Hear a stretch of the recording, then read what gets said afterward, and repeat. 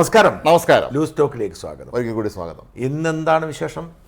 നമ്മുടെ John ബ്രിട്ടാസിനെ കയറ്റത്തില്ലെന്നും governor പറയുന്നു, vice chancellor പറയുന്നു, കയറി.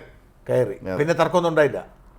അത് എനിക്ക് തോന്നുന്നു ഒരുപക്ഷെ ഇലക്ഷൻ കമ്മീഷന് റെഫർ ചെയ്യുമായിരിക്കാം ഒരുപക്ഷെ വൈസ് ചാൻസലർ. പക്ഷേ എനിക്ക് തോന്നുന്നത് അതൊരു പൊളിറ്റിക്കൽ പരിപാടി നല്ലെന്ന് തോന്നുന്നല്ലേ. യൂണിയൻ്റെ പരിപാടിയാണ്, പക്ഷേ അതിൻ്റെ വിഷയമൊക്കെ കാണുമ്പോൾ നമുക്ക് മൊത്തത്തിൽ രാഷ്ട്രീയം തോന്നുന്നുണ്ട്. അങ്ങനെ വലിയ കടുംപിടുത്തൊന്നും മാത്രമല്ല അവിടെ നാട്ടുകാർ വരുന്നില്ലല്ലോ, അവിടെ ജീവനക്കാർ പ്രത്യേക യൂണിയനിൽ പെട്ടവരല്ലേ പങ്കെടുക്കുള്ളൂ. എല്ലാത്തിനും ഇങ്ങനെ ഈ ടേപ്പ് റെക്കോർഡ് വെച്ച് ടേപ്പ് വെച്ച് അളക്കേണ്ട ആവശ്യമൊന്നുമില്ല. അത് അബദ്ധമാവും പലപ്പോഴും. അങ്ങനെയാണെങ്കിൽ ആദ്യം ചെയ്യേണ്ടത് തെരഞ്ഞെടുപ്പ് കമ്മീഷൻ ചെലവിൻ്റെ കാര്യത്തിലാണ്. അതെ, ഈ പത്രങ്ങളിലെല്ലാം പരസ്യം വരുന്നു, ഹോർഡിങ്സ് വരുന്നു, നോട്ടീസ് വരുന്നു. ഇവർ ഈ 95 ലക്ഷം രൂപ നിർത്തുമോ ഈ ചെലവ്? എവിടെ നടത്താൻ? 10-15 കോടി രൂപയാണ് ഒരു സ്ഥാനാർത്ഥി ഒരു മണ്ഡലത്തിൽ ചെലവാക്കുന്നത്. അപ്പോൾ ആദ്യം അവരത് പിടിക്കട്ടെ, അതിന് നിയന്ത്രണം ഏർപ്പെടുത്തട്ടെ. അതല്ലേ? അതെ അതെ അതെ, പിടിവാശി അല്ല. എല്ലാ കാര്യത്തിലും നമ്മൾ നിയമം കാണിക്കാൻ പോയല്ലേ. നമ്മൾ പണ്ട് നിങ്ങൾ പഠിച്ചിട്ടുണ്ടോ, നമ്മൾ പ്രിഡിഗ്രിക്ക് മറ്റേ പഠിക്കുമ്പോൾ ഓൾ അബൌട്ട് എ ഡോഗ് എന്ന് പറഞ്ഞൊരു പട്ടിയെ കൊണ്ട് ബസ്സിൽ കയറുന്നൊരു സംഭവമുണ്ട്. അതിൽ അവസാനം പറഞ്ഞത് ഈ നിയമങ്ങളൊക്കെ ഉണ്ടാക്കി വെച്ചേക്കുന്നത് മനുഷ്യന് വേണ്ടി, അവൻ്റെ സൗകര്യത്തിന് വേണ്ടിയാണെന്ന്.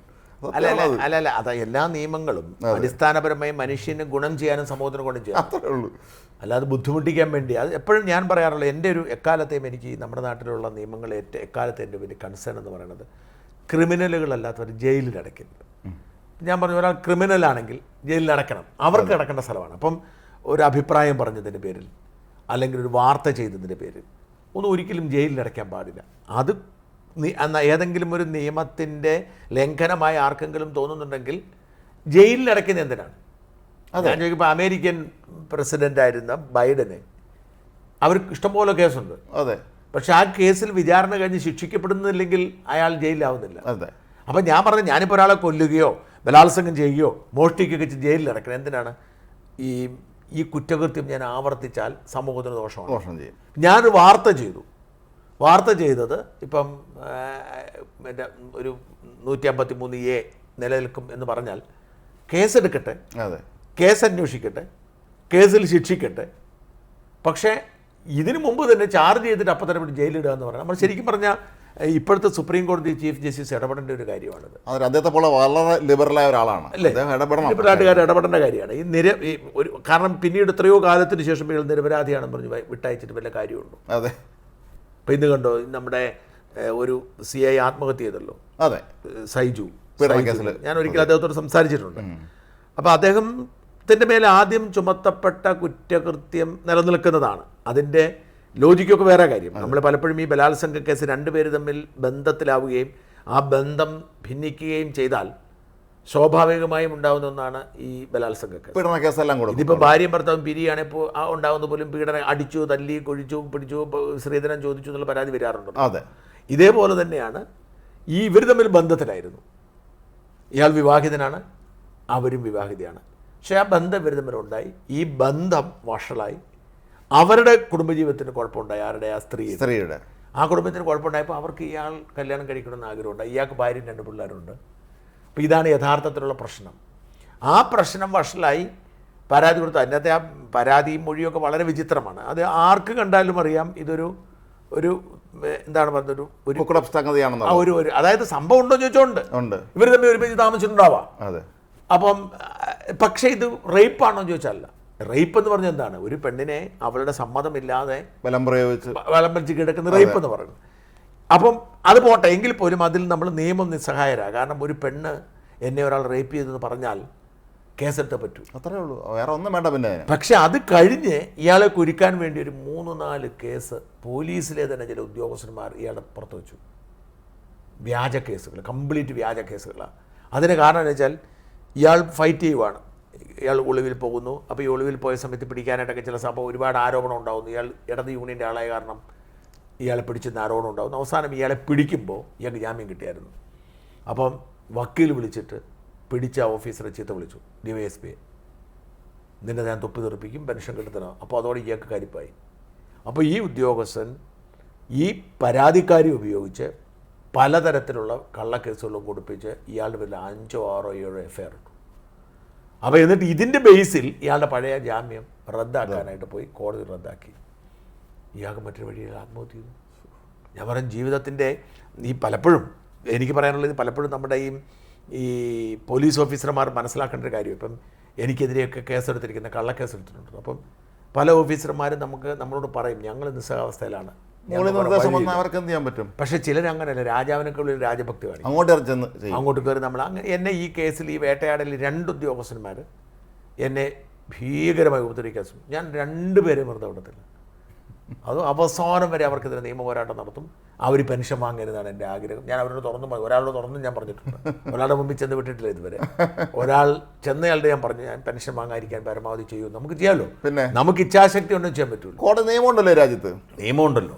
നിയമവിരുദ്ധമായി നമ്മളെ തടങ്കലിൽ വയ്ക്കുകയും നമ്മൾ ഉപദ്രവിക്കുകയും ചെയ്താൽ, അല്ലെങ്കിൽ നമ്മളുടെ പിന്നാലെ നടന്ന് നമുക്കും നിയമം ഉപയോഗിക്കാൻ പറ്റും. അപ്പോൾ നമ്മളതാണ് ശ്രമിക്കുക. ഇപ്പം ഇത് പലപ്പോഴും പോലീസ് ഓഫീസർമാർ മറന്നു പോകും. ഇവർ കുഴപ്പത്തിൽ ചാടിക്കഴിഞ്ഞാൽ ഇവരെ സംരക്ഷിക്കാൻ ആരും ഉണ്ടാവില്ല.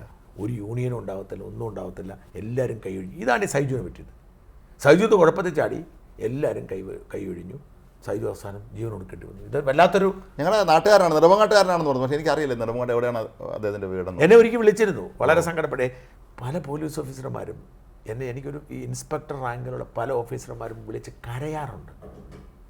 അവരുടെ ഒരു ജീവിതത്തിൻ്റെ ഒരു പ്രതിസന്ധിയെ അത്ര രൂക്ഷമാണ് അവരുടെ പ്രതിസന്ധി. ഭയങ്കര പ്രശ്നം, മുകളിൽ നിന്നുള്ള പ്രഷറും വിളിയും ചോദ്യവും പറച്ചിലും ഭയങ്കരം തന്നെ. എനിവേ, നമ്മുടെ വിഷയം അതല്ല. നമ്മുടെ ആമുഖം നീണ്ടുപോയി. അപ്പോൾ നമ്മൾ ഇന്ന് ചർച്ച ചെയ്യേണ്ടത് ഇഡിയുടെയും SFIയുടെയൊക്കെ അന്വേഷണം തന്നെയാണ്. പ്രത്യേകിച്ച് ഇഡി. എനിക്കൊന്ന് ഇഡി അല്ലേ കർത്തര വീട്ടിലേക്ക് വന്നിരിക്കുകയാണ്. കാര്യം കഴിഞ്ഞ ദിവസം അദ്ദേഹം വരാൻ ആവശ്യപ്പെട്ടോ ചെന്നില്ല, ആരോഗ്യ പ്രശ്നങ്ങൾ ചൂണ്ടിക്കാട്ടി. എന്നാൽ ഇഡി ഇങ്ങോട്ട് വന്നു വീട്ടിലേക്ക്. ആദ്യം കർത്തയ്ക്ക് നോട്ടീസ് കൊടുത്തപ്പം കർത്ത കോടതി പോയി. കോടതി അത് എൻ്റർടൈൻ ചെയ്തില്ല. നിങ്ങൾ നിർബന്ധമായും പോകണമെന്ന് പറഞ്ഞു. എന്നിട്ടാണ് കർത്ത പോകാതിരിക്കുന്നത്. അവിടെയാണ് ശ്രദ്ധിക്കുന്നത്. അതായത് കോടതിയിൽ ചെന്ന് അപേക്ഷ തള്ളി. ഇത് ഡൽഹിയിൽ എന്തൊരു കേസും കൊടുത്തു. ഡൽഹി ഹൈക്കോടതിയിൽ കേസ് കൊടുത്തിട്ടുണ്ട്. അതെന്താ ഇവിടുത്തെ ഒരു അത് ആൾറെഡി മറ്റേ ഡിസ്പോസ് ചെയ്തു എന്ന് പറഞ്ഞാൽ കൊടുത്തിരിക്കുന്നത്. പക്ഷെ അതൊക്കെ എങ്ങനെ പോസിബിൾ ആവുമെന്ന് എനിക്ക് മനസ്സിലാവാത്ത. കാരണം കേരള ഹൈക്കോടതിയിൽ ഒരു കേസ് നിൽക്കുമ്പോൾ ഡൽഹി ഹൈക്കോടതി കേസ് തരത്തിൽ പോകുന്ന മനസ്സിലാവുന്നില്ല. ഞാൻ പറഞ്ഞത് ഇവിടെ ഒരു ഹൈക്കോടതി കേസ് നിൽക്കുമ്പോൾ ഡൽഹി പോകുന്നത്, ഇപ്പം വീണ പോയത് കൊണ്ടാണ് കർണാടക ഹൈക്കോടതിയിൽ. എന്നിട്ട് അതും തള്ളി. അപ്പോൾ ഒരു തരത്തിൽ നല്ലതാണ്, 2 കോടതിയും തള്ളി എന്ന് പറയുന്ന സാധനമുണ്ട്. അപ്പം ഇന്ന് അയാൾ എന്നിട്ട് എന്ത് ചെയ്തു? ഇന്ന് അയാൾ ഇഡി അവിടെ ചെന്നു. അതാണ് സംഭവം. വീട്ടിൽ ചെന്നു. ആലുവയിലുള്ള ശശിധരൻ കർത്തയുടെ വീട്ടിൽ ചെന്നു ഇഡി. അവർ ചോദ്യം ചെയ്യുകയാണ്. അപ്പം നമ്മൾ മനസ്സിലാക്കേണ്ടത്, ശശിധരൻ കർത്ത എന്ന് പറയുന്നത് ഒരു പക്ക മുതലാളിയാണ്, കറപ്റ്റഡായിട്ട് മുതലാളിയാണ്. നിങ്ങൾക്കറിയാമല്ലോ. അപ്പം പലപ്പോഴും ആളുകൾക്ക് ഈ കരിമണൽ കച്ചവടത്തിൻ്റെ ഈ ഒരു വ്യാപ്തി അറിയത്തില്ല. അതാണ് അതിൻ്റെ സത്യം അല്ലേ? ഏതോ മണൽ കച്ചവടമാണ്, നമ്മുടെ നാട്ടിൽ മണൽ വരെ വീട്ടിൽ കൊണ്ടുപോകണ പണിയാണെന്ന് വിചാരിക്കും. അതാണ് അതിൻ്റെ സത്യം. നിങ്ങൾക്കറിയാമല്ലോ, പത്രക്കാരെയൊക്കെ സ്വാധീനിച്ചിട്ടുള്ള ആളായിരിക്കുമല്ലോ കരിമണൽ. എത്രയോ പേര് നമുക്കെല്ലാം അറിയാം. 1-2 കാര്യം പേര് പറയണ്ട. പലയിടത്തും മെമ്പർഷിപ്പ് വാങ്ങിച്ചു കൊടുത്തതൊക്കെ പുള്ളിയാണെന്ന് കേട്ടിട്ടുണ്ട്, ഈ ഉന്നത ക്ലബ്ബുകളിലൊക്കെ. അങ്ങനെയൊക്കെ വരുമല്ലോ. അവിടെ നമ്മൾ പത്രക്കാർക്ക് എത്രവർക്ക് കാശ് കൊടുക്കാൻ കഴിയും ഈ സമ്പന്ന ക്ലബ്ബുകളിലൊക്കെ, അങ്ങനെയൊക്കെ പറയുന്നുണ്ട്. ഞാൻ മനസ്സിലാക്കിയതനുസരിച്ച് എനിക്ക് ഈ കരിമണൽ കർത്തയെ ഞാൻ തിരുവനന്തപുരത്ത് വന്നപ്പം മുതൽ ഒരു 30 കൊല്ലമായിട്ട് എനിക്ക് പരിചയമുണ്ട്. പരിചയമല്ല, കേട്ട് പരിചയമുണ്ട്, ഞാൻ കണ്ടിട്ടില്ല. അന്ന് എല്ലാ പത്രക്കാരുടെയും ഒരു ഇഷ്ടകഥാപാത്രമാണ്. ആവശ്യത്തിന് കാശുണ്ട്, ആവശ്യത്തിന് തരും. ഒരു അറിയപ്പെടുന്ന പ്രാഞ്ചിയേട്ടനാണ്. അദ്ദേഹത്തിൻ്റെ ഷേപ്പ് തന്നെ ഒരു പ്രാഞ്ചിയേട്ടൻ. അപ്പോൾ ആർക്കും ചോദിക്കും. പത്രക്കാരുടെ സമ്മേളനങ്ങൾക്കും അതിനെല്ലാം വാരിക്കോരി ആൾ കൊടുക്കുമായിരുന്നു. പത്രക്കാർക്ക് മാത്രമല്ല, സകല രാഷ്ട്രീയക്കാർക്കും, എന്തിനേറെ പരിസ്ഥിതി സംഘടനകൾക്ക്. അവിടെയൊക്കെ ഒരു സമരം, ഈ കരിമണലുമായി ബന്ധപ്പെട്ട ഒരു സമരം നടത്തിയാൽ കാശ് കൊടുക്കുമായിരുന്നു. ഞാൻ നേരത്തെ ഒരിക്കൽ പറഞ്ഞിട്ടുള്ള മാതിരി ഈ സമരം തന്നെ പലപ്പോഴും ഈ കാശ് മേടിക്കാനുള്ള ഒരു വഴിയാണ്. ഈ പല സമരക്കാരെയും യഥാർത്ഥത്തിൽ ഇവരാണ് കൊണ്ട് മുമ്പിൽ നിർത്തുന്നത്. ഈ പരിസ്ഥിതിയുടെ പേര് നടക്കുന്ന ഒരുപാട് പേര് ഇത്തരത്തിൽ വ്യവസായം നടത്തുന്നത്. ഒരുപാട് പേര്. ഒരിക്കലും ഞാൻ തിരുവനന്തപുരത്ത് ചെന്നൈക്ക് വർഷം മുമ്പ് യാത്ര ചെയ്യുമ്പോൾ ട്രെയിനിൽ അതേ എൻ്റെ കമ്പാർട്ട്മെൻറ്റിൽ ഒരു പരിസ്ഥിതി പ്രവർത്തനം. എനിക്കയാളെ പേരറിയില്ല. ഇയാൾ ഇങ്ങനെ ഫോൺ ചെയ്യുകയാണ് പലരും, ആരൊക്കെയോ. എല്ലായിടത്തും പുള്ളി പറയുന്ന വിഷയം സാമ്പത്തികമാണ്. നമുക്ക് അവിടെ നിന്ന് കുറച്ച് കാശ് തരണം അങ്ങനെ പറഞ്ഞ് ഇയാൾ ഇങ്ങനെ സംസാരിച്ചുകൊണ്ടിരിക്കുകയാണ്. അയാൾ വഴിയിലൂടെ എറണാകുളത്ത് ഇറങ്ങി പോവുകയും ചെയ്തു. അല്ല, അങ്ങനത്തെ ഒരുപാട് കപട പരിസ്ഥിതി നല്ല ആളുകളുണ്ട്. മീനച്ചിൽ എന്നുണ്ടല്ലോ, പാലായിലൂടെ മീനച്ചിൽ നദി സംരക്ഷിക്കാൻ വേണ്ടിയിട്ട് ഭൂമിക എന്ന് പറയുന്ന ഒരു പ്രസ്ഥാനം സംഘടനയൊക്കെ ഉണ്ട്. എബി ഇമാനുവൽ എന്ന് പറയുന്ന ഒരു സുഹൃത്തുണ്ട് എൻ്റെ. അയാൾ ആ ജീവിതം തന്നെ ഈ നദിയും പരിസ്ഥിതിയും ഒക്കെ സംരക്ഷിക്കാൻ വേണ്ടിയിട്ട്, അത് വെള്ളത്തിൻ്റെ അളവ് വർദ്ധിപ്പിക്കാൻ വേണ്ടത് ചെയ്യുക, മഴ മാപിനി വയ്ക്കുക, അവിടെ സെമിനാറുകൾ നടത്തുക, അങ്ങനെ ഒരുപാട് കാര്യങ്ങൾ അറിയാം. അങ്ങനെയുള്ള ആളുകളുണ്ട്. പക്ഷേ ഇതിൻ്റെ പേര് മുതലെടുക്കാൻ വേണ്ടി കാശ് കച്ചവടക്കാരനുണ്ട്. ഈ കച്ചവടക്കാരെന്താ ചെയ്യുന്നത് വെച്ചാൽ ഒരു പ്രോജക്റ്റ് വരുമ്പോൾ അവിടെ കൊണ്ടുപോയി ഒരു തലവേദന ഉണ്ടാക്കും. അപ്പോൾ ഇവരെ ഒതുക്കിയില്ലെങ്കിൽ ജനങ്ങൾ അവരുടെ കൂടെ കൂടുമെന്ന് പഠിച്ചിട്ട് ഇവന്മാർക്ക് കാശ് കിട്ടും, ഇവന്മാർ പിൻവലി. അങ്ങനത്തെ കച്ചവടക്കാരുണ്ട്. അപ്പം ഇവരെല്ലാം വിഹിതം കൈപ്പറ്റുമായിരുന്നു കരിമണക്കാർ. അതെ. കർത്തയ്ക്ക് പറ്റിപ്പോയത് എന്തുകൊണ്ടാണ്? ഈ കൈക്കൂലി കൊടുത്ത കാശെല്ലാം ഇയാൾ കണക്കിപ്പെടുത്തിയത് കൊണ്ടാണ്. സാധാരണ ആളുകൾ എന്താ ചെയ്യുന്നത്? കള്ളപ്പണത്തിന് ഉള്ളവനായിരിക്കും ഈ കള്ളപ്പണം. അപ്പോൾ ഇത് അതുപോലെ ലാഭമാണ്. ഈ കരിമണലിൻ്റെ ലാഭം എന്ന് പറഞ്ഞു കഴിഞ്ഞാൽ ഏതാണ്ട് 1000-1200 രൂപയുടെ സാധനമാണ് 40,000 40,000 രൂപയ്ക്ക് കൊടുക്കുന്നത്. അതുപോലെ ലാഭമാണ്. അപ്പോൾ ഇതിൽ പകുതിയും കണക്കിൽപ്പെടുന്നില്ല. ഇത് പലരും KMRL, എനിക്കൊന്ന് KMRLൻ്റെ KMMLൻ്റെ സർക്കാരിൻ്റെ KMML അവരാണ് ഒഫീഷ്യലി ഇത് വാങ്ങുന്നത്. പക്ഷേ അവർ തിരിഞ്ഞു നോക്കുന്നില്ല. അവരുടെ ലൈസൻസിൽ ഇവർ പ്രവർത്തിക്കുന്നു, മണൽ കൊണ്ടുപോകുന്നു. ഈ നാടിനുണ്ടാകുന്ന ബുദ്ധിമുട്ട്, തീരെ ശോഷണം, ഇങ്ങനെ ഒരുപാട് കാര്യങ്ങളുണ്ട്. അല്ലാതെ ഈ സർ CP സ്വതന്ത്ര തിരുവിതാംകൂർ അന്ന് അതിനു വേണ്ടി വാദിക്കുമ്പോഴെല്ലാം തന്നെ അതിൻ്റെ മനസ്സിലുണ്ടായിരുന്ന അന്ന് പ്രധാന ലക്ഷ്യങ്ങളിലൊന്നും ഈ കരിമണലായിരുന്നു എന്നാണ്. തിരുവിതാംകൂറിന് കരിമണൽ വലിയ ശേഖരം ഇരിക്കുകയല്ലേ. മാത്രമല്ല കന്യാകുമാരി ജില്ല മണാളെക്കുറിച്ച് ആ ഭാഗത്ത് കരിമണലുണ്ട്. ഈ കരിമണലിൻ്റെ അനന്ത സാധ്യതയെക്കുറിച്ച് CP വേറുള്ളതാണ് അയാൾക്ക് അറിയായിരുന്നു എന്നാണ് പറയപ്പെടുന്നത്. നമ്മൾ ഇതുവരെ ഉപയോഗിച്ചിട്ടില്ല. നമ്മളിതൊക്കെ എടുത്താൽ കൊടുക്കുകയാണ് അവർക്ക്. ഉപയോഗിച്ചിട്ടില്ല, ആരോ കൊണ്ട്. അപ്പം അതാ നല്ലത്. ഇവരുടെ ഇക്കാലത്തെ പ്രശ്നം അതല്ലേ. ഇപ്പം കർത്ത ഇത് ചെറിയ കാശിന് വാങ്ങുവാണെങ്കിൽ ഇപ്പം അതിൻ്റെ ഇവർക്ക് കിട്ടുന്ന വിഹിതം ഒരുപാട് വലുതാണ്. എല്ലാവരും കൊടുക്കുന്നതിന് പോലെ കുഴപ്പമില്ല, എല്ലാവരും ഇരുന്നോട്ടുന്നതായിരിക്കും, എല്ലാവർക്കും കിട്ടുക. അപ്പോൾ അവരെ സംബന്ധിച്ചിടത്തോളം അവർക്ക് സ്റ്റേറ്റിലാകുമ്പം ഇത് കിട്ടത്തില്ലല്ലോ. അതെ. അപ്പം എന്തായാലും ഇങ്ങനെ നടത്തിയിരിക്കുന്ന ഈ കേസിൻ്റെ ആണ് ഇപ്പം അന്വേഷണം വന്നിരിക്കുന്നത്. അപ്പം ഇപ്പോഴുള്ള അന്വേഷണം എന്ന് പറയുന്ന വസ്തുതയിൽ ഈ കരിമണലിനും അതുവഴിയുള്ള സാമ്പത്തിക തട്ടിപ്പിലേക്കും പോയിട്ടില്ല. ഇല്ല. ഇപ്പോൾ ആകെപ്പാടെ 135 കോടി രൂപ എങ്ങനെ വന്നു, എങ്ങനെ പോയി എന്ന അന്വേഷണം മാത്രം. വാസ്തവത്തിൽ അന്വേഷണം നടത്തുന്ന 135 കോടിയിലല്ല. അതായത് ഈ കരിമണൽ കച്ചവടം കൊണ്ട് കോടികൾ കടത്തി ഉണ്ടാക്കിയിട്ടുണ്ട്. ആ പണം ഇവിടെ പോയി. കാരണം ഇതൊന്നും കണക്കിലില്ല. ഇല്ല, ഒരു കണക്കിലും ഇല്ല. അപ്പോൾ ആ പണം എങ്ങോട്ട് പോയി? എനിക്ക് തോന്നിയതാണ്ട് തമിഴ്നാട്ടിലെ ഏതോ ഒരു കരിമണൽ രാജാവ് ഉണ്ട്, അവിടെ ഉണ്ട്. അയാളുടെ അനുയായിയെന്ന് തോന്നുന്നു. അതെ. അപ്പോൾ ഇവരെല്ലാം ഉള്ള സാമ്പത്തിക ഇടപാടുകളിലാണ്. ഈ സാമ്പത്തികം എങ്ങനെ മറിഞ്ഞു എന്നുള്ളതാണ് ഇടി കണ്ടത്. അവിടെ IRL ഉണ്ട്, അവിടെ ഇതുണ്ടല്ലോ മണാളെക്കുറിച്ച്. അതിലേക്ക് പോകുമ്പോഴാണ് ഇതിൻ്റെ ഭീകരത. നമ്മളിപ്പോൾ കരുതുന്നത് പോലെ ഒരു കേവലം 135 കോടിയുടെ തട്ടിപ്പല്ല, ഒരു 25,000 കോടിയുടെയെങ്കിലും തട്ടിപ്പാണ്. 25,000 കോടി മറിഞ്ഞിരിക്കുന്നത് ഏതെല്ലാം കരങ്ങളിലൂടെയാണ്? ഇപ്പോൾ ഞാൻ പറഞ്ഞത് നമ്മൾ വിചാരിക്കുന്ന പോലെയല്ല നോക്കണം. അതായത് എന്തുകൊണ്ടാണ് DMK പാർട്ടി CPM-ന് 25 കോടി കൊടുത്തത് എന്നുള്ളൊരു ചോദ്യം 2 കൊല്ലം മുമ്പ് നമ്മൾക്ക് ഉണ്ടായിരുന്നു. 2 കൊല്ലം കഴിഞ്ഞപ്പോൾ അതിന് ഉത്തരം കിട്ടി. 2 കൊല്ലം മുമ്പ് DMK പോലെ രാഷ്ട്രീയ പാർട്ടി CPM-ന് കാശ് കൊടുത്തു. ഒരു രാഷ്ട്രീയ പാർട്ടി മറ്റു രാഷ്ട്രീയ പാർട്ടി പൈസ കൊടുക്കുന്നത് കേട്ടുകൾ. ഇത് മാത്രമല്ല, എന്നിട്ട് CPM-ന് 2 സീറ്റുകൾ കൊടുത്തു. അതെ. CPM-ന് DMK സീറ്റ് കൊടുത്തില്ലേ അവർക്ക് ഒരിക്കലും കിട്ടത്തില്ല. ലോക്സഭയിൽ 2 സീറ്റ് കൊടുക്കുക, 2 MB കൊടുത്തവർ. 2 നിയമസഭ പോലും അത്രയും അവർ കാര്യമായിട്ട് കൊടുക്കുന്നില്ല. കന്യാകുമാരി ജില്ലയിലെ MLA ഉണ്ടെന്ന് തോന്നുന്നു. അല്ല, അപ്പോൾ ആലോചിക്കുക, 2 ലോക്സഭ സീറ്റ് കൊടുത്ത് ജയിപ്പിച്ചു കൊടുക്കുക. ഇപ്പം ഞാൻ ഇപ്പോൾ അവരുടെ ഒരു സീറ്റ് കോയമ്പത്തൂർ സീറ്റ് എടുത്തു. കോയമ്പത്തൂർ സീറ്റ് എടുത്തിട്ട് നമ്മുടെ ഡിണ്ടിഗൽ സീറ്റാണ് കൊടുത്തത്. അതെ. ഡിണ്ടിഗൽ സീറ്റിൽ കഴിഞ്ഞവന് DMK ജയിച്ചത് ഏതാണ്ട് 4 ലക്ഷം വോട്ടിന് ഭൂരിപക്ഷത്തിലാണ്. ആ സീറ്റ് DMK CPM-ന് കൊടുത്തു. അപ്പം എന്താണ് ബന്ധം എന്ന് പറയുന്നത്? ഇപ്പോൾ അതാണ് നമ്മുടെ സാന്റിയാഗോ മാർട്ടിൻ്റെ ബോണ്ട് വന്നപ്പോഴാണ് അറിയുന്നത്. സാന്റിയാഗോ മാർട്ടിൻ പൈസ കൊടുത്തത് DMK-ക്കാണ്.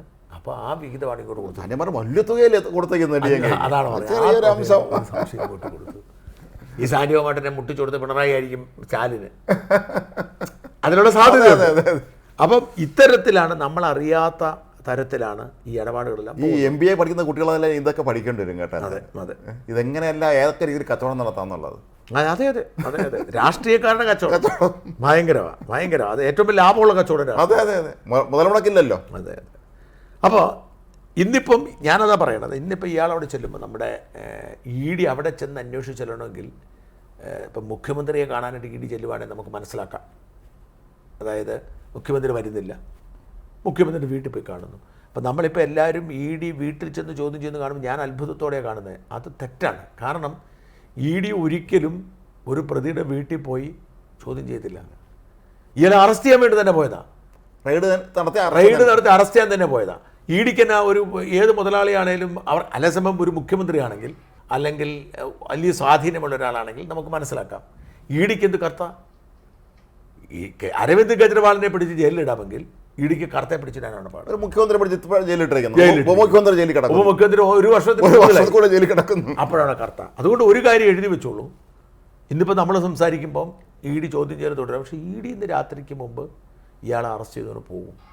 ഇയാളെ അവർക്ക് അവിടെ ചെല്ലണമെങ്കിൽ, അതായത് ഇവർ വിളിച്ചു വരുത്താൻ അവർ നോട്ടീസ് കൊടുക്കുന്നു, ആ നോട്ടീസിന് ഇയാൾ വരാതിരിക്കുന്നു, നോട്ടീസ് കോടതി അനുവാദം കൊടുക്കുന്നില്ല, അത് കഴിഞ്ഞ് ഇന്ന് അവിടെ ചെല്ലണമെന്നുണ്ടെങ്കിൽ ഡെഫിനറ്റ്ലി അറസ്റ്റ് ചെയ്യാനാണ്. മാത്രമല്ല കഴിഞ്ഞ ദിവസം ഇയാളെ ജീവനക്കാരെ ചോദ്യം ചെയ്തിരുന്നു അവർ. അത് വിട്ടിട്ടില്ല, തുടർന്നുകൊണ്ടിരിക്കുക. ആദ്യം വിളിച്ചവരെ വിട്ടു. അതെ. അപ്പോൾ ഈ ജീവനക്കാരെല്ലാം കൈമലർത്തുക. ചിലർ പണി കൊടുത്തു, ചിലർ പറഞ്ഞു ഞങ്ങൾക്ക് അറിയത്തില്ല, ചിലർ കൈമലർത്തി, ചിലർ പറഞ്ഞത് നമുക്ക് ഇതുമായി ബന്ധമില്ല. പക്ഷേ ഇതൊന്നും ഈ കംപ്ലീറ്റ് എവിഡൻസ് എടുത്തിട്ട് പുതിയ പുതിയ ജീവനക്കാരെ കൊണ്ടിരിക്കണം. ഒരു കാര്യം തീർച്ചയാണ്, കർത്തയെ അവർ പൊക്കും. അല്ലെങ്കിൽ ഇ ഡി ജീവനക്കാർ അത്രമാത്രം അഴിമതിക്കാരായിരിക്കണം. അതെ, നമുക്കറിയത്തില്ല, അങ്ങനെയാണെന്ന് വിശ്വസിക്കാനുള്ള സാഹചര്യമില്ല. അതെ. അപ്പോൾ കർത്തയെ അവർ അറസ്റ്റ് ചെയ്യും. അവിടെ കർത്തയെ അറസ്റ്റ് ചെയ്താൽ അടുത്തത് ആരെ എന്നുള്ള ചോദ്യം. അപ്പം ഇവരിപ്പോൾ ചെയ്യുന്നത് വെച്ചാൽ പണം കൊടുത്ത സോഴ്സിൻ്റെ വിശദാംശങ്ങൾ എടുക്കുന്നു.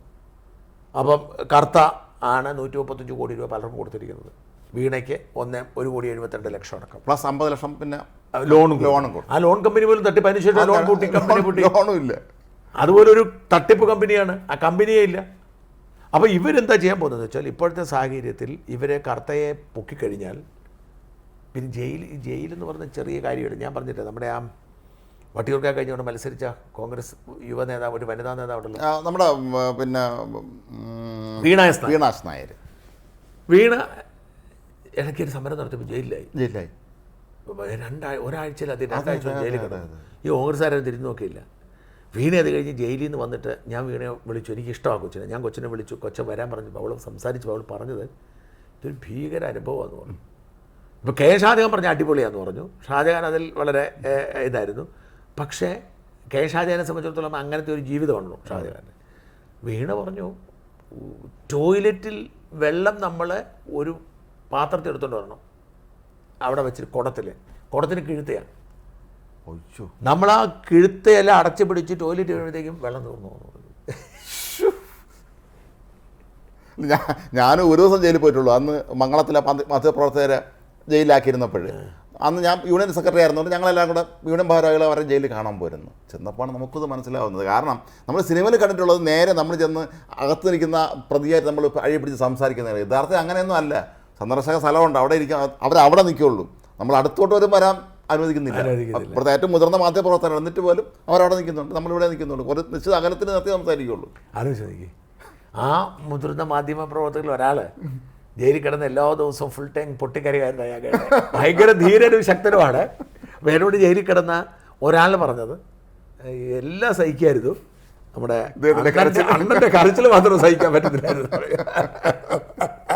അപ്പം ജയിലെന്ന് പറയുന്ന സാധനം അത്രയും ബുദ്ധിമുട്ടുള്ളൊരു സാധനം. ഒരു മനുഷ്യൻ്റെ നമുക്കിപ്പോൾ ഇവിടെ ഇരിക്കുന്നു, വേണം നമുക്ക് ഇവിടെ കിടന്ന് ഉറങ്ങാം, ഇവിടുന്ന് ഭക്ഷണം കഴിക്കാം. പക്ഷേ നീ ഇതിന് വെളിയിലേക്ക് ഇറങ്ങരുതേ എന്നൊരാൾ പറയുകയും ഇറങ്ങാൻ കഴിയില്ല എന്ന് തിരിച്ചറിയുകയും ചെയ്യുമ്പോൾ ഉണ്ടാകുന്നൊരു മാനസികാവസ്ഥ വേറെയാണ്. നമുക്ക് ഇറങ്ങാൻ സ്വാതന്ത്ര്യമുണ്ടെങ്കിലും നമുക്ക് ഇവിടെ ഇരുന്നുകൊണ്ട് ജീവിക്കാം.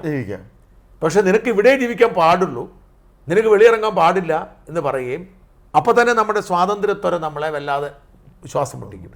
ഇറങ്ങാൻ ശ്രമിക്കും, നമുക്ക് ഇറങ്ങാൻ പറ്റുന്നില്ല, നമ്മൾ സഹായബന്ധിതമാണ്. 8 മണിക്ക് കയറണം, സെല്ല് പൂട്ടും, 6 മണിക്ക് പൂട്ടും, അങ്ങനെയൊക്കെ നിയമങ്ങളുണ്ട്. അല്ലെങ്കിൽ എവിടെ സെല്ല് കഴിഞ്ഞ് ബാക്കി എവിടേക്കാ പോകാൻ പറ്റുന്നത്? പോയില്ലല്ലോ. ആ ഒരു ആരാണ് സഹപാഠികൾ? വലിയ ക്രിമിനൽ കേസിലും ബലാത്സംഗ കേസിലും പ്രതികളാണ്. പണ്ട് ഇവന്മാരെ ആരെങ്കിലും നമ്മൾ വാർത്ത ചെയ്തിട്ട് ജയിലിൽ കിടന്നോ കാണും. അവൻ നീ ഇവിടെ കിടപ്പുണ്ടല്ലേടാ, കൊള്ളാന്ന് പറയും.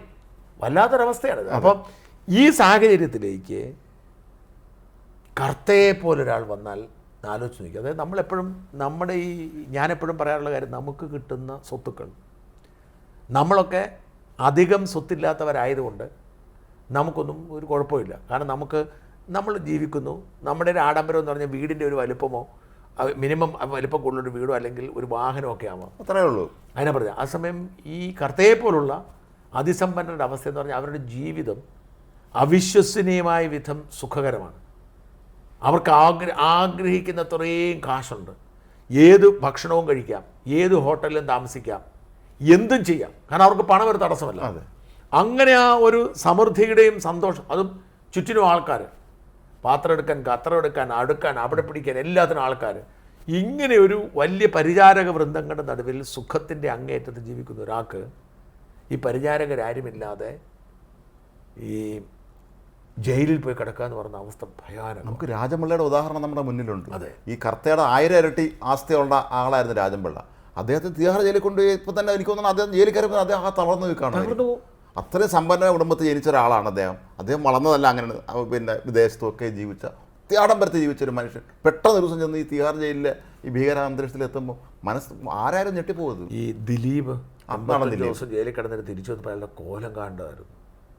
ആൾ മാനസികമായി തകർന്ന് തരിപ്പണം. 85 ദിവസം നമ്മൾ AC ഇല്ലാതെ കിടങ്ങാത്ത മനുഷ്യർ, മെത്തേ കിടക്കാത്ത മനുഷ്യർ നിലത്ത് പാവിരിച്ച് തലേണ വെച്ച് ഭാഗ്യമുണ്ടെങ്കിൽ നമ്മുടെ അവിടെ കാറ്റ് കിട്ടും, ഫാനിൻ്റെ കൊതുകടി അത്രയും പേരുള്ളത് കൊണ്ട് ഭാഗ്യമുണ്ടെങ്കിൽ കിട്ടും. ക്യൂ നിന്ന് ഭക്ഷണം മേടിച്ച് കഴിക്കണം.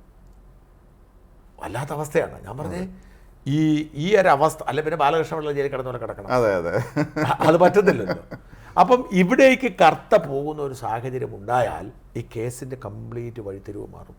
2 ദിവസം ജയിലിൽ പോയി കിടന്നു കഴിയുമ്പോൾ മാത്രമല്ല ഈ കേന്ദ്ര അന്വേഷണ ഏജൻസി ഉദ്യോഗസ്ഥന്മാർ ചോദ്യം ചെയ്ത് നമ്മൾ വിചാരിക്കുന്ന മാതിരി നമ്മുടെ പോലീസിനെ പോലല്ല. നമ്മുടെ പോലീസിന് എപ്പോഴും പ്രതികളുടെ മേലൊരു ഭയമുണ്ട്. നാളെ ഇവൻ പുറത്തിറങ്ങും, എനിക്കിട്ട് പണി തരും, ഇവൻ എന്നേക്കാൾ സ്വാധീനമുണ്ട്. പക്ഷേ കേന്ദ്ര അന്വേഷണ ഏജൻസികൾക്ക് അത്തരം ഭയമൊന്നുമില്ല. മലയാളി പോലും ആയിരിക്കില്ലല്ലോ, മലയാളി അല്ല. അപ്പം ഈ നാഷണൽ ഗെയിംസിൻ്റെ അഴിമതി നടന്നപ്പോൾ എനിക്ക് പരിചയമുള്ള ഒരാളെ ജയിലിലായിരുന്നു. ഞാൻ പിന്നീട് നാളുകൾക്ക് ശേഷം അയാളെ കണ്ടു. അയാളെ കണ്ടപ്പോൾ അയാൾ ചോദിച്ചു ഒരു കാര്യം. ഞാൻ ചോദിച്ചു എന്തെങ്കിലും സംഭവിക്കും ചോദിച്ചു. അയാൾ അത്ര കുഴപ്പക്കാരൊന്നും ആയിരുന്നില്ല, പക്ഷേ അയാൾ ലീഗലി റെസ്പോൺസിബിളാണ്. അപ്പോൾ അയാൾ പറഞ്ഞത് എന്താണെന്ന് വെച്ചാൽ നമുക്ക് ഈ ഉറക്കമൊക്കെ വരുന്നത് ഒരു 2 മണിയൊക്കെ ആകുമ്പോഴാണ്, രാത്രി നമ്മളെ ടെൻഷനും ബുദ്ധി. ഒരു 3:30 ആകുമ്പോഴത്തേക്കും വന്ന് വിളിച്ചുകൊണ്ട് പോയി ചോദ്യം ചെയ്ത് തുടങ്ങാൻ തോന്നുന്നു. പിന്നെ എങ്ങനെയെങ്കിലും ഒന്ന് അവസാനിപ്പിച്ച് ഉറങ്ങിയാൽ മതി എന്നുള്ള അവസ്ഥയാണ്. നമ്മളല്ലാതെ ഉറക്കം വരുമ്പോഴത്തേക്കും വിളിച്ച് ചോദ്യം ചെയ്ത് തുടങ്ങും. ഇതാണ് അവരുടെ രീതി എന്ന് പറഞ്ഞു. അപ്പോൾ ഈ അന്വേഷണ ഏജൻസിന് മുമ്പിൽ പോയി ഈ പറഞ്ഞ കർത്തയ്ക്ക് പിടിച്ചു നിൽക്കാൻ പറ്റത്തില്ല. ഇപ്പോഴത്തെ ജാടയൊക്കെ മാറും, ഇപ്പോഴത്തെ സുഖവും ഉപദേശവും. ഇപ്പം ചിലപ്പോൾ പിണറായി വിജയനായിരിക്കും ഉപദേശിക്കുന്നത്, നമുക്കറിയത്തില്ല എന്ത് പറയണം എന്ത് പറയരുതെന്ന്. ഇതാരും ഉപദേശിക്കാനാത്ത അവസ്ഥയിൽ എല്ലാം തുറന്നു പറയും. അങ്ങനെ വരുമ്പോൾ സ്വാഭാവികമായും വീണയിലേക്ക് എത്തേണ്ടി വരും. ഇപ്പം 12 സ്ഥാപനങ്ങൾ വീണയ്ക്ക് കാശ് കൊടുത്തു.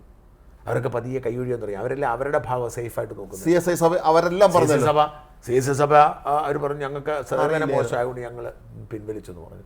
എന്ത് സേവനം? അതിൻ്റെ വൗച്ചർ മേടിക്കണം, രസീത് മേടിക്കണം, ഒരുപാട് ബാധ്യതകളുണ്ട്.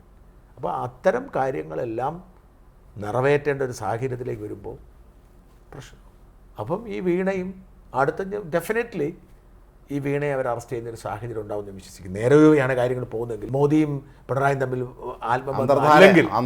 അല്ലെങ്കിൽ ഉറപ്പായിട്ടും ഈ പിടികൂടപ്പെടുന്ന ഒരു സാഹചര്യത്തിലേക്കാണ് കാര്യങ്ങൾ പോകുന്നത് എനിക്ക് തോന്നുന്നു. അവിടെയും അവസാനിക്കണമെന്നില്ല.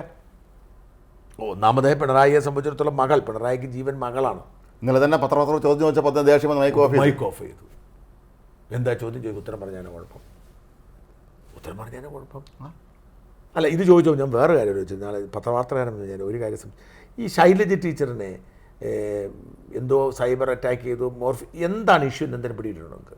അവരങ്ങേറ്റം കളിയാക്കുന്ന രീതി എന്താണെന്ന് ഞാനത് കണ്ടിട്ടില്ല. ആ സംഗതി ഞാൻ എല്ലാവരോടും ചോദിച്ചു. ഈ ശൈലജ ടീച്ചറിനെ ഈ മോർഫ് ചെയ്തു നമ്മളാരും കണ്ടിട്ടില്ല. നമ്മൾ സാധാരണ മോർഫ് ചെയ്തെല്ലാം എന്താണ് ഇവരോട് ഇത്രമാത്രം വ്യക്തിഹത്യ നമ്മളാരും കണ്ടില്ല. അവരുടെ അഴിമതിയെക്കുറിച്ച്, അതായത് PPE കിറ്റിനെ കുറിച്ച് സംസാരിച്ചിട്ടുണ്ട്. പിന്നെ അന്ന് കോവിഡ് കാലത്ത് നടന്ന പ്രശ്നങ്ങളെക്കുറിച്ച് അതെല്ലാം പറഞ്ഞിട്ടുണ്ട്. അതിപ്പോൾ എല്ലായിടത്തും പറയുന്നത് ഇവർ ഈ പറയുന്ന ഒരു മോർഫ് ചെയ്തു, ഇവർ വ്യക്തിഹത്യ ചെയ്തു, അശ്ലീലം ചെയ്തു എന്ന് പറഞ്ഞ് എന്താണെന്ന് ഒരു പിടിയിട്ടുണ്ട്. എനിക്ക് ഇതിന് പിടിയിട്ടുണ്ട്. ആർക്കെങ്കിലും പ്രേക്ഷകർക്ക് പിടിയിട്ടുണ്ട്. എൻ്റെ പല സുഹൃത്തുക്കളും ചോദിച്ചു, ആരും കണ്ടിട്ടില്ല, നമ്മളാരും കണ്ടിട്ടില്ല.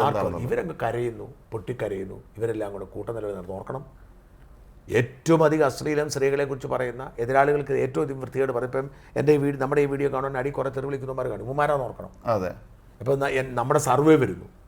ഇപ്പം ഭരതാട് എക്സ്ക്ലൂസീവ് നമ്മുടെ സർവേ വന്നുകൊണ്ടിരിക്കുകയാണ്. 3 എപ്പിസോഡ് കഴിഞ്ഞു. അതെ, ഈ സർവേയുടെ അടിയിൽ എല്ലാവരും തെറി വിളിയാണ്. കാരണം കോൺഗ്രസ്സുകാർ പറയുന്നത് ഞാൻ അത്ഭുതപ്പെട്ടു. എല്ലാവരും തെറി വിളിക്കുന്നത്. എന്നാ കാര്യം? കോൺഗ്രസ്സുകാർ പ്രതീക്ഷിക്കുന്ന അവർക്ക് കഴിഞ്ഞ പ്രാവശ്യം 19 സീറ്റ്, ഇത്തവണ 20 കിട്ടുമെന്നാണ്. അപ്പോൾ അവർ പറയും ഇതാ അങ്ങനെയല്ല. CPM-കാർ പറയുന്നത് ഷാദിന് ഇച്ചിരി ഒരു മാറ്റം വന്നിട്ടുണ്ടെങ്കിൽ പോലും നിങ്ങൾ പറയുന്നത് തെറ്റാണ്, പകുതിയിലധികം സീറ്റ് ഞങ്ങൾക്കാണ്. BJP-കാർ പറയുന്നത് നിങ്ങൾ കുറഞ്ഞത് 6 സീറ്റെങ്കിലും ഞങ്ങൾ ജയിക്കുമെന്ന് പറയണം, ഇല്ലെങ്കിൽ കോൺഗ്രസ്സുകാർ കാശ് മേടിച്ചിട്ടാണെന്നാണ് പറയുന്നത്. 6 സീറ്റ് BJP-ക്ക് നേടുമെന്ന് പറയാൻ എങ്ങനെ പറയാൻ പറ്റും? ഞങ്ങൾ നേരിട്ടാണ് പോയത്. ഞാൻ ഉൾപ്പെടെ ഉള്ള ആളുകൾ നേരിട്ട് ജനങ്ങളൊക്കെ ഞങ്ങൾ കാണുന്നതുമില്ല. ആരാണ് പ്രിഫർ ചെയ്യുന്നുള്ളത്. അവർ മടക്കി ആ ബോക്സ് ഔട്ട് ഇടുന്നു. നമ്മളത് കൃത്യമായി കൗണ്ട് ചെയ്ത് നടത്തി വിദഗ്ധൻ ചർച്ച ചെയ്ത് നമുക്ക് തരുന്നു. ആ റിസൾട്ട് നമ്മൾ പറയുന്നു. ആ റിസൾട്ടിനെ കുറിച്ച് BJP-കാരുടെ എനിക്ക് ഏറ്റവും കലിപ്പുണ്ടായത് BJP-കാരുടെ വിമർശനമാണ്. BJP കോൺഗ്രസിൻ്റെ ചാരനാണ്, കോൺഗ്രസ്സുകാർക്ക് വേണ്ടി അത് ചെയ്യുന്നു ഇത് ചെയ്യുന്നു. CPM-ന്റെ ആളാണെന്ന് പറയുകയാണ്. അതാലോചിച്ച അത് പറഞ്ഞു ഒരുത്തൻ, കുറച്ച് പേര് പറഞ്ഞു. അതായത് കേസ് വന്നതുകൊണ്ട് പേടിച്ചു പോയത്, കോംപ്രമൈസിനുള്ള പേടിച്ചു പോയത്. നമ്മുടെ സർവേയിൽ കണ്ടത് നമ്മൾ പറയുന്നു. അപ്പം ഞാനപ്പോൾ രാജ്മോഹൻ ഉണ്ണിത്താൻ ജയിക്കുമെന്നായിരുന്നു എൻ്റെ കാൽക്കുലേഷൻ. നമ്മളെല്ലാവരും അങ്ങനെയാണ് ചിന്തിച്ചിരുന്നത്. പക്ഷെ സർവ്വ വന്നപ്പം പറയുന്നത് പിന്നിലാണ്.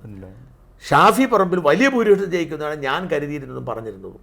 കാരണം മുസ്ലിം വോട്ട് മുഴുവൻ ഷാഫിക്ക് കിട്ടും. പക്ഷേ സർവേ വന്നപ്പോൾ തിരിച്ചാണ്.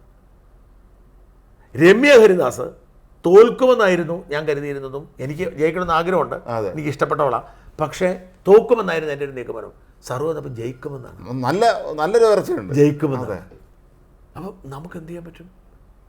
ജനത്തിൻ്റെ പ്രശ്നം.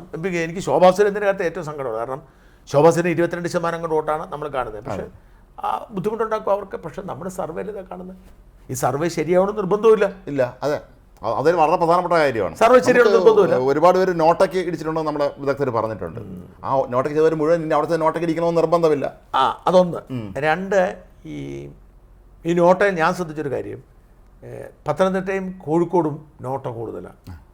ഈ രണ്ടിടത്തും കുറേ കാലമായി UDF-ന്റെ MP-മാരാണ്. അവർക്ക് മാറണമെന്ന് ആഗ്രഹമുണ്ട്. പക്ഷേ പകരം ഓൾട്ടർനേറ്റീവ് ഇല്ല. അപ്പം എളമരം കരീമിന് MK രാഘവന് ഒരു ഇളങ്കര നോട്ട് ചെയ്യാൻ പറ്റുമോ? അല്ലെങ്കിൽ ആൻഡോ ആന്റണിക്ക് പകരം തോമസ് ഐസക്ക് നോട്ട് ചെയ്യാൻ പറ്റുമോ? ഓപ്ഷൻ ഇല്ലാത്തൊരു സാഹചര്യമുണ്ട്. ഇവരാരും BJP-ക്ക് ചെയ്യാത്തവരുമാണ്. അപ്പോൾ അതുകൊണ്ടാണ് ഈ നോട്ടയുടെ എണ്ണം കൂടുന്നത്. അവിടെ നിൽക്കട്ടെ. അപ്പം ഈ വീണയിലേക്ക് എത്തിയാൽ സ്വാഭാവികമായിട്ടും പിണറായി വിജയനെ താങ്ങാൻ കഴിയത്തില്ല. അത് താങ്ങാനുള്ള കരുത്തൊന്നും പിണറായിക്ക് ഇല്ല. പിണറായി ഇങ്ങനെ നിൽക്കുന്നത് തന്നെ കരുണാകരൻ അങ്ങനെ എന്തോ ഒരു രോഗമുണ്ടെങ്കിലും അധികാരം കയ്യിലിരിക്കുമ്പോൾ ഒരു പ്രത്യേക ഊർജ്ജമാണ്. എല്ലാവരും പറയുമോ അതിനെക്കുറിച്ച്? അധികാരത്തിൻ്റെ ഊർജ്ജം എന്ന് പറഞ്ഞാൽ നമ്മൾ അധികാരം എന്ന് പറയുന്നത് സുഖമുള്ളൊന്നുമില്ലെന്ന് പറയും. അപ്പം അതെന്താണെങ്കിലും അതുകൊണ്ടാണ് നമ്മുടെ നാട്ടിൽ പുരുഷാധിപത്യം എന്ന് പറയുന്നത്. കാരണം കുടുംബത്തിൻ്റെ അധികാരം പുരുഷൻ്റെ കയ്യിലാണല്ലോ. അതെ, അവൻ ആ അധികാരത്തിലാണ് അവൻ ജീവിക്കുന്നത്. ഇതേപോലെ തന്നെ അധികാരം എന്ന് പറയുന്ന സ്റ്റേറ്റിൻ്റെ അധികാരം മുഴുവൻ നിൽക്കുന്ന പിണറായി അങ്ങനെ നിൽക്കുമ്പോൾ മകൾ ജയിലിലായാൽ പിണറായിക്ക് താങ്ങാൻ പറ്റത്തില്ല ഒരിക്കലും. ഇപ്പം ആൻ്റണിയുടെ മകൻ BJP പോയത് ആൻ്റണിക്ക് താങ്ങാൻ കഴിയുന്നില്ല. ഇല്ല, തകർന്നു പോയി. ആൻ്റണിയുടെ ആരോഗ്യം പോലും ബാധിച്ചു. പെട്ടെന്നായി. തിരുവനന്തപുരത്ത് അദ്ദേഹം ഇവിടെ വന്ന് ഇന്ദിരാഭവനിൽ ഇരിക്കാൻ വന്നതാണ്. ഇതൊരു സ്വാഭാവികമാണ്. അപ്പോൾ ഇത് മകൾ ജയിലിലായാൽ സ്വാഭാവികമായും പിണറായിയുടെ ആരോഗ്യത്തെ പോലും ബാധിക്കും. എന്ന് മാത്രമല്ല, മകൾ ജയിലിലായാൽ അടുത്തത് അപ്പൻ ജയിലിലാകാം. അതെ, കാരണം ഈ സാമ്പത്തിക ഇടപാടുകളുടെ എല്ലാം പിന്നിൽ അധികാര കേന്ദ്രം എന്ന് പറയുന്നത് മുഖ്യ പിണറായിയാണ്. അതെ, സർക്കാർ സ്ഥാപനങ്ങളുണ്ടല്ലോ, KSIDC പോലെ സർക്കാർ സ്ഥാപനങ്ങൾ. അപ്പോൾ ഇത് മാത്രമല്ലല്ലോ, സ്വർണ്ണക്കടത്ത്. മോദി പ്രത്യേകിച്ച് സ്വർണ്ണക്കടത്തിൻ്റെ കാര്യം പറഞ്ഞു, പേരെടുത്ത് പറഞ്ഞു. സ്വർണ്ണക്കടത്ത് മുതൽ മാസപ്പടി മുതൽ സഹകരണ ബാങ്ക് കൊള്ള മുതൽ സകല കൊള്ള നടത്തുന്നുണ്ടല്ലോ. ഇപ്പം ഇത്തരമൊന്നും ചെയ്യാത്ത കേജ്രിവാളിനെ പിടിച്ച് മുഖ്യമന്ത്രി ആയിരിക്കുമ്പോൾ ജയിലിലിടാമെങ്കിൽ പിണറായിയും ജയിലിലിട്ട് കൂടാഴിയൊന്നുമില്ല. അങ്ങനെ പിണറായി ജയിലിലാവത്തില്ല എന്ന് ആത്മവിശ്വാസം ഏതെങ്കിലും സഖാക്കൾക്കുണ്ടെങ്കിൽ അത് അവരുടെ കപട ആത്മവിശ്വാസമാണ്. അതെ, അങ്ങനെ സംഭവിക്കാം, ഇല്ലേ? തീർച്ചയായും. അപ്പം എന്തായാലും ഈ മാസപ്പടി കേസ് പോകുന്നത് ഒട്ടും നല്ല നിലയിലല്ല. എന്ത് തോന്നുന്നു നിങ്ങൾക്ക്? അങ്ങനെ തോന്നുന്നു? തീർച്ചയായും. ഇത് നമ്മൾ നേരത്തെ പറഞ്ഞതുപോലെ അന്തർധാരയൊന്നുമില്ല, ശരിയായ ദിശയിലേക്ക് തന്നെയാണ് കേസ് പോകുന്നതെങ്കിൽ ഇത് കേരളത്തിൽ വലിയൊരു രാഷ്ട്രീയത്തിൽ വലിയൊരു മാറ്റം ഉണ്ടാക്കും എന്നുള്ളത് ഉറപ്പാണ്. നമുക്ക് നോക്കാം. പാർട്ടിക്കകത്തും മാറ്റങ്ങളുണ്ടാവും ഇതോടുകൂടി. പിണറായി ഇപ്പോൾ എല്ലാവർക്കും പേടിയാണ്. പിണറായി ജയിലിൽ പോകുന്നു, പിണറായിയുടെ മകൾ ജയിലിൽ പോകുന്ന സാഹചര്യം ഉണ്ടായാൽ തന്നെ സാഹചര്യം മാറും. അപ്പോൾ കോടിയേരിയുടെ മകൻ ജയിലിൽ പോയതോടുകൂടി അദ്ദേഹം മറ്റൊരു മകൻ കേസ് കുടുങ്ങിയോടുകൂടി പുള്ളി ദുർബലനായി. പുള്ളിക്ക് പിന്നെ പാർട്ടി സംരക്ഷിക്കാൻ പറ്റുന്ന സാഹചര്യമുണ്ട്. ഇത് തന്നെയാണ് പിണറായിക്ക് സംഭവിക്കാൻ പോകുന്നത്. കൂടുതൽ മറ്റൊരു കാര്യം കൂടി പറയാതിരിക്കാൻ കഴിയില്ല. ഇന്ന് വളരെ ഞെട്ടിക്കുന്ന ഒരു വാർത്ത പുറത്തേക്ക് വന്നു. മോൻസൺ മാവുങ്കലിൻ്റെ ഭാര്യ മരിച്ചു വീണു, കൊഴിഞ്ഞു വീണു. ഞാനത് വളരെ വിഷമത്തോടെയാണ് നോക്കിയത്. കാരണം പലപ്പോഴും ഈ വലിയ വിവാദ പുരുഷന്മാർ നമ്മുടെ ചുറ്റിനും ഉണ്ടാകുമ്പോൾ അവരുടെ കുടുംബാംഗങ്ങൾ അവർ നിരപരാധികളായിരിക്കും, അവർക്ക് പങ്ക് കാണത്തില്ല, അവർക്ക് എതിർപ്പ് കാണും. അപ്പോൾ ഈ മോൻസൺ മാവുങ്കൽ ഇത്രയും വലിയ തട്ടിപ്പ് നടത്തുകയും പല പെണ്ണുങ്ങളെയും കൊണ്ട് നടക്കുകയൊക്കെ ചെയ്യുന്ന സാഹചര്യത്തിൽ ഭാര്യ ചിലപ്പോൾ ഉടക്കായിരുന്നിരിക്കാം. പക്ഷേ ഇതിന് ഇരയാകുന്നത് ഭാര്യയും മക്കളുമാണ്. ഇപ്പം ഞാൻ കഴിഞ്ഞ ദിവസം എനിക്ക് വളരെ ഒരു വിചിത്രമായൊരു സംഭവം ഉണ്ടായി. ഒരു പ്രധാനപ്പെട്ട വാർത്തയിൽ ഞാൻ ഒരു DYSPക്കെതിരെ ആഞ്ഞടിച്ചു. DYSPക്കെതിരെ ആഞ്ഞടിക്കേണ്ടതാണ്. കാരണം എന്താ വെച്ചാൽ അദ്ദേഹം അത്ര ഗൗരവമായ ഒരു വീഴ്ചയാണ് വരുത്തിയത്. പക്ഷെ അദ്ദേഹം എന്നെ വിളിച്ചു, കണ്ണൊക്കെ നിറഞ്ഞു. അദ്ദേഹം ഞാൻ ചോദിച്ചു, സാർ പറഞ്ഞത് സത്യമല്ലേ? അല്ല, പക്ഷേ സത്യം എന്ന് പറഞ്ഞാൽ നിങ്ങളുടെ ഒരു ഭാഗം, അയാളുടെ ഭാഗം അയാൾ പറയുന്നുണ്ട്. ഞാൻ പറഞ്ഞു അങ്ങനെയല്ല, ഞാൻ എൻ്റെ കാര്യങ്ങൾ അതല്ല. പക്ഷേ എൻ്റെ മക്കൾ എന്നോട് അച്ഛൻ ഇത്രക്കാരനാണോ എന്ന് ചോദിച്ചു. മക്കൾ കോളേജിൽ പോകുന്നില്ല. എനിക്ക് വിഷമായി പോയി. മനസ്സിലായോ? കാര്യം ഇയാൾ ഇതിനകത്ത് വീഴ്ച വരുത്തിയതാണ്. പക്ഷെ നമ്മൾ ഇയാളുടെ പേരെടുത്ത് ഇയാളുടെ ചിത്രം കാണിച്ച് പറയുമ്പോൾ ഇത് കാണുന്ന ആളുകൾ മക്കളോട് ചോദിക്കും. നമ്മുടെ സൂര്യനെല്ലി കേസ് അല്ല, നമ്മുടെ സോളാർ കേസിൽ സോളാർ കേസിലെ നായികയുമായി ബന്ധപ്പെടുത്തി അക്കാലത്തെ ഒരു മന്ത്രിയുടെ പേര് ഉയർന്നു കേട്ട ഒരു മന്ത്രിയുടെ വിവാദം നിൽക്കുമ്പോൾ മന്ത്രിയുടെ മകൻ ആത്മഹത്യ ചെയ്തു. അതെ, പലർക്കും അത് അറിയില്ല. ചെറിയ കുട്ടിയായിരുന്നു, ചെറിയ കുട്ടിയായിരുന്നു. ഞാൻ അതിനെക്കുറിച്ച് അന്വേഷിച്ചപ്പം ഈ സ്കൂൾ കുട്ടികൾ കളിയാക്കി. ആലോചിച്ചു കുടുംബം. അപ്പം ഇവിടെ ഈ മോൻസൺ ബാവുങ്കലി വൃത്തികേടെല്ലാം കാണിച്ച് പോക്സോ കേസ് നടത്തി, പീഡനം നടത്തി, പല പെണ്ണുങ്ങളെയും കൊണ്ട് നടന്ന് ഈ തട്ടിപ്പെല്ലാം നടത്തിയിട്ട് അയാളിപ്പോൾ ജയിലിൽ സുഖമായിട്ട് കഴിയുകയാണ്. അയാളുടെ ഭാര്യയെ ജീവിക്കാൻ വേണ്ടി പെൻഷൻ കൈപ്പറ്റാൻ വേണ്ടിയിട്ട് പോയി ട്രഷറി എന്നപ്പോഴാണ് മരിച്ചത്. ഇത്രേ ഉള്ളൂ. ജീവിതത്തിൻ്റെ ഒരു വല്ലാത്ത അവസ്ഥ ആലോചിച്ച് നോക്കി. അതായത് ഒരാൾ ശതകോടീശ്വരനായി അത്യാഡംബരപൂർവ്വം DGP വരെ അവിടെ എത്തുന്നു. ആ ബന്ധം ഉണ്ടായിരുന്ന ആളുടെ ഭാര്യയെ പെൻഷന് വേണ്ടി ക്യൂ നിന്നിട്ട് ബോധം കെട്ട് വീണ് മരിച്ചു പോകുന്ന അവസ്ഥ വല്ലാത്തൊരു. എന്തായാലും ആ ഭാര്യയ്ക്ക് 69 വയസ്സ്. അപ്പോൾ ഇയാൾക്ക് എത്ര വയസ്സ്? 70 സ്കൂളിൽ വരും, കാരണം മൊത്തം മേക്കപ്പ് ആയിരിക്കാം. ഓ എന്താല്ലേ നമ്മൾ അടുത്ത് കാണുമ്പോൾ പ്രായം തോന്നിക്കുന്നതാണ്. നമ്മൾ കണ്ടിട്ടില്ലല്ലോ അദ്ദേഹത്തിന്, വിഷയിലല്ലേ കണ്ടിട്ടുള്ളൂ. എന്തായാലും മുഖ്യമന്ത്രിയും അദ്ദേഹത്തിൻ്റെ മകളും ഒക്കെ ഏറെ വൈകാതെ ജയിലിലാകുമെന്ന് പ്രതീക്ഷിച്ച് നമുക്ക് കാത്തിരിക്കാം. നമസ്കാരം.